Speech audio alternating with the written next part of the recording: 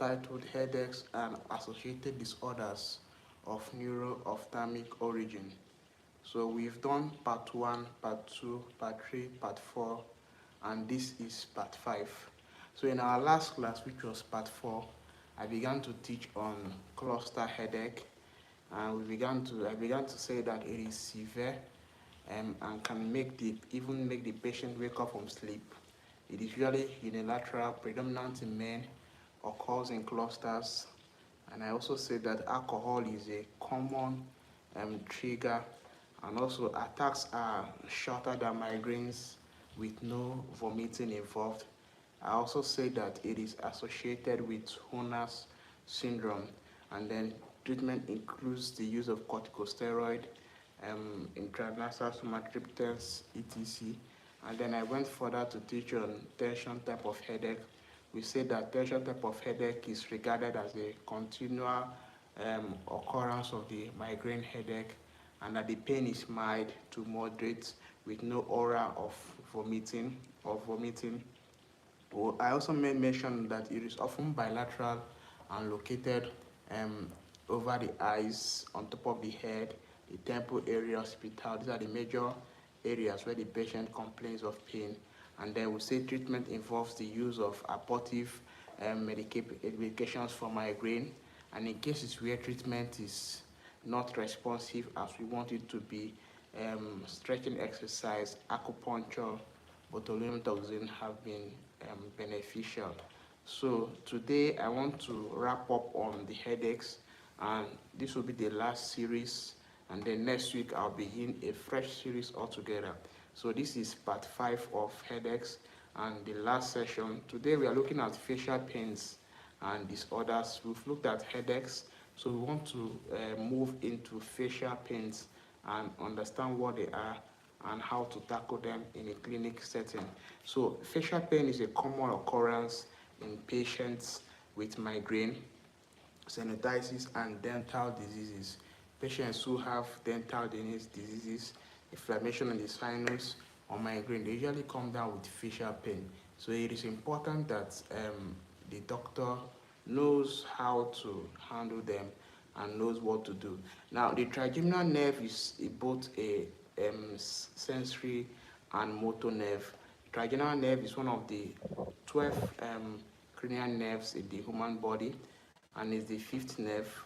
And because it is both sensory and motor, it plays a huge role in every time we are discussing or talking about facial nerves. So the trigeminal nerve has 3 branches.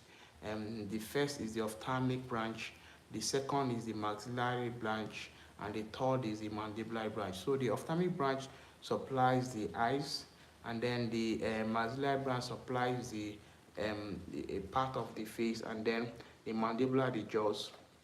So the trigeminal nerve is the largest and complex of all the nerves. So it is important we look into it and see how it is associated with facial pain. And the ophthalmic nerve is responsible for sensory innervation of the face and the skull.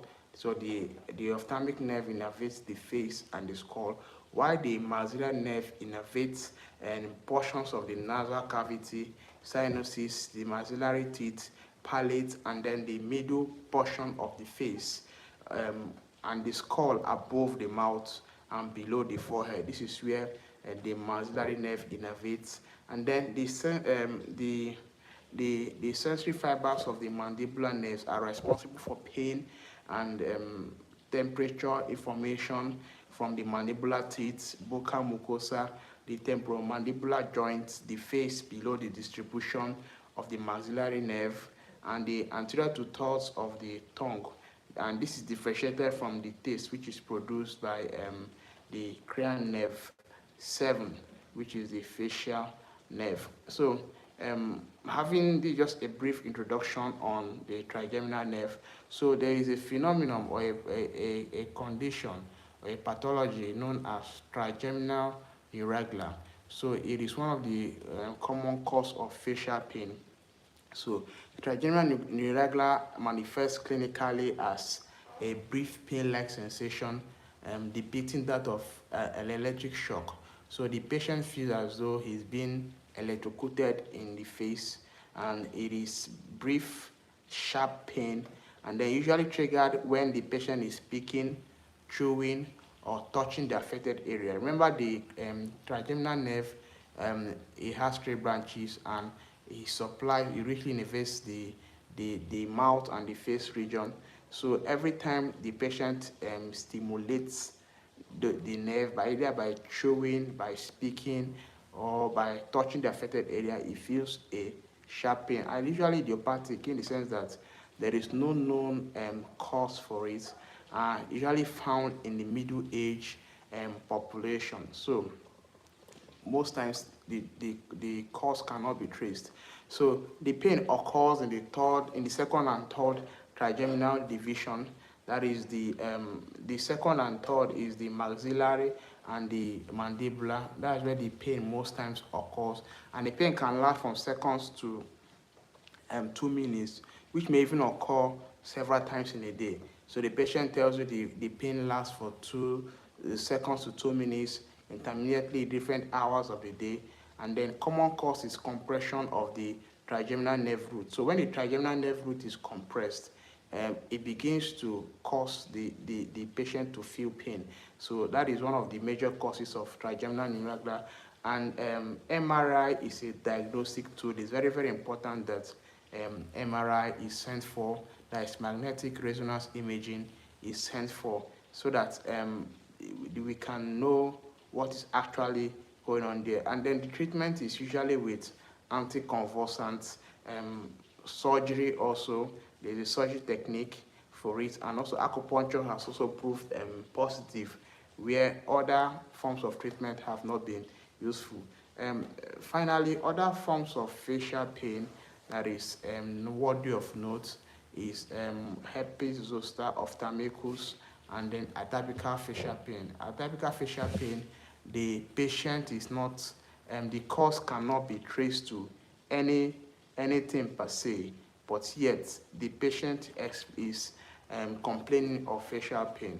So this is why we usually send for MRI, so that we can be able to pinpoint what is going on and how best to tackle it. So this is the end of my series on headaches and facial pains of neuro-ophthalmic origin.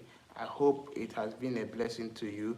Do well to watch part 1, part 2, part 3, part 4, and this is part 5. Also, please, I beckon on you to subscribe.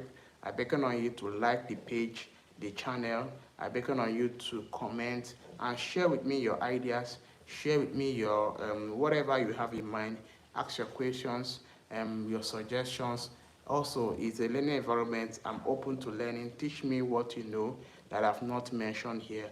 As you do so, remain blessed. I hope to see you next week for another episode. Meanwhile, my webinar on low vision will be coming soon. Stay tuned.